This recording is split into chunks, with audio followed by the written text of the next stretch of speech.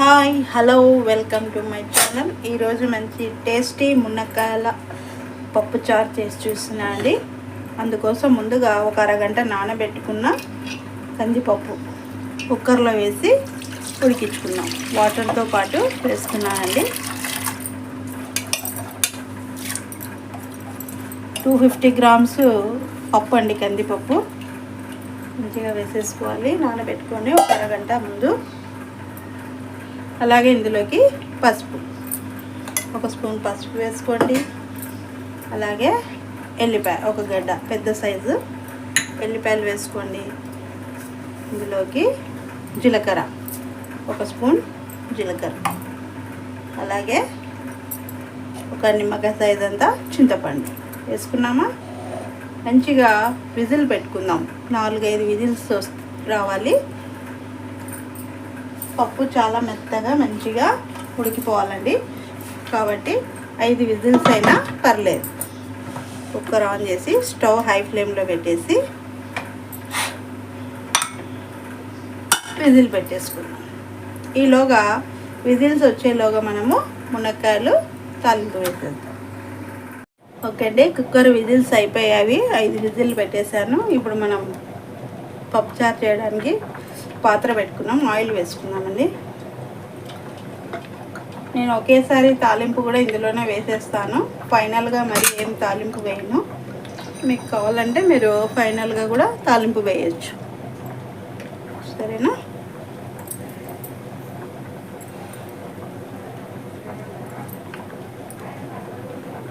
ముందుగా అందుకోసము ఎల్లిపాయలు వేసేసుకోండి.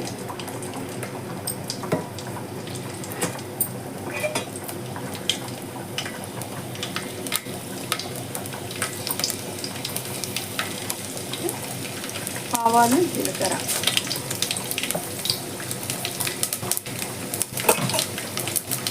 ఉల్లిపాయలు,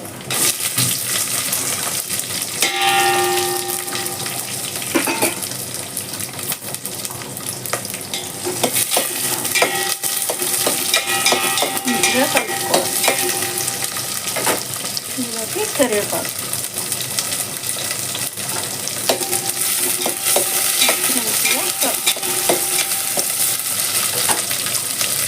అలాగే పచ్చిమిర్చి 2, కాకపోతే ఎండుమిర్చి వేసుకున్నామా. మంచిగా కలిపేసుకోండి.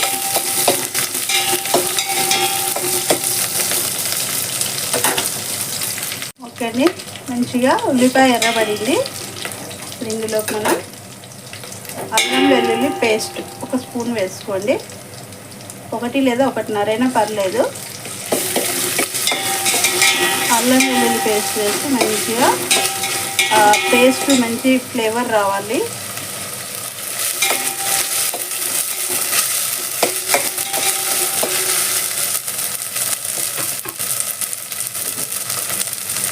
ఇందులోకి 2 కప్పులు మెంతికూర, చిన్న సైజు కట్టలండి, 2 తీసుకొని వేసేసుకున్నాం. అది కూడా మంచిగా వేయాలి.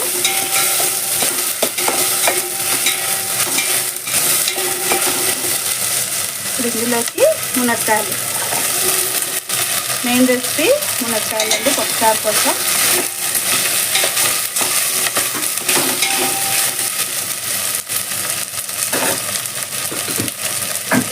కాస్త పసుపు వేసుకుందాం. ఆల్రెడీ మనం పప్పులో వేసుకున్నాం కదా ఉడికించుకోవడానికి. ఇప్పుడు కూడా కొద్దిగా వేసుకుందామండి. ఇకపోతే సాల్ట్, పప్పుచారుకి సరిపడా సాల్ట్ ఇప్పుడు మనం ఇందులో వేసేసుకుందాం.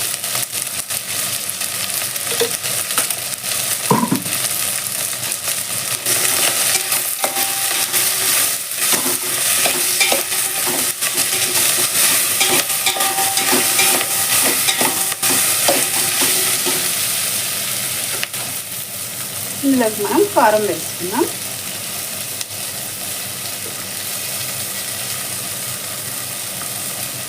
మూడు స్పూన్లు కారం వేస్తాను నేను, సరిపోతుంది.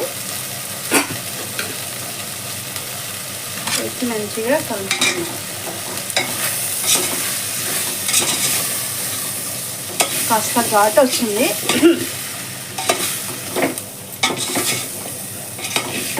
ఈ మునక్కాయలు మంచిగా మనం వేసిన వీటితో పాటు మంచిగా ఉడకాలి.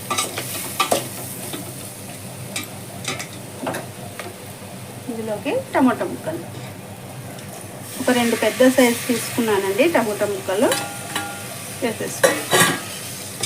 ఆల్రెడీ మనం చింతపండు వేసుకున్నాం కదా, అందుకు టమాటాలు 2 తీసుకున్నాను. ఈ కాస్త టమోటా మెత్తపడాలి, వెయిట్ చేయాలి. ఓకే అండి, టమోటా మంచిగా మెత్తగా అయిపోయింది, ఉడికింది. ఇందులోకి మనము వాటర్ వేసుకుందాం. పక్కన హాట్ వాటర్ పెట్టానండి నేను. మనం పప్పుచారుకి సరిపడా హాట్ వాటర్ వేసుకుందాం. కాస్త మునక్కాయలు కూడా బాగా ఉడకాలి.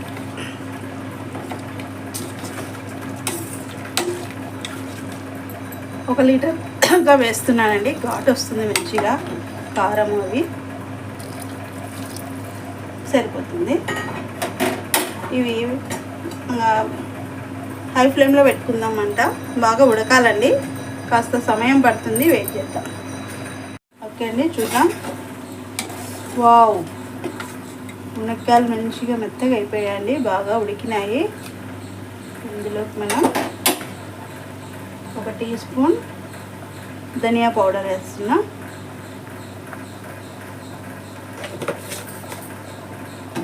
మంచిగా కలుపుకోవాలి. ఇందులోకి మనము ఉడికించుకున్న పప్పు వేయాలండి. పప్పు బాగా మెత్తగా ఉడికింది, వేసుకుందాం. వావ్,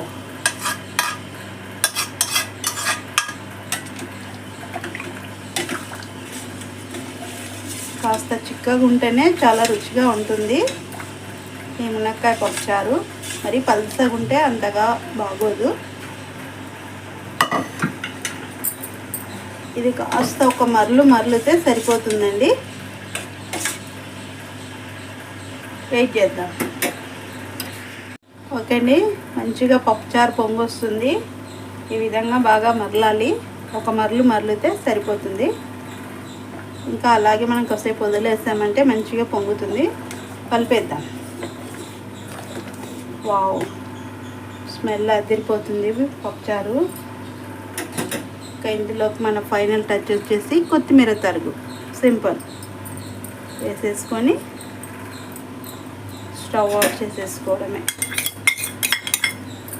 అలా ఒకసారి కలిపేసుకుందాం, స్టవ్ ఆఫ్ చేసేద్దాం. అంతే అండి, సింపుల్ రెసిపీ మీకోసం మునక్కాయ పప్పుచారు. మీరు కూడా మీ ఇంట్లో తప్పకుండా ట్రై చేయండి, టేస్ట్ చేయండి, షేర్ చేయండి, సబ్స్క్రైబ్ చేసుకోండి, గట్టిగా లైక్ కొట్టండి, కామెంట్ పెట్టండి. Thank you for watching. Bye.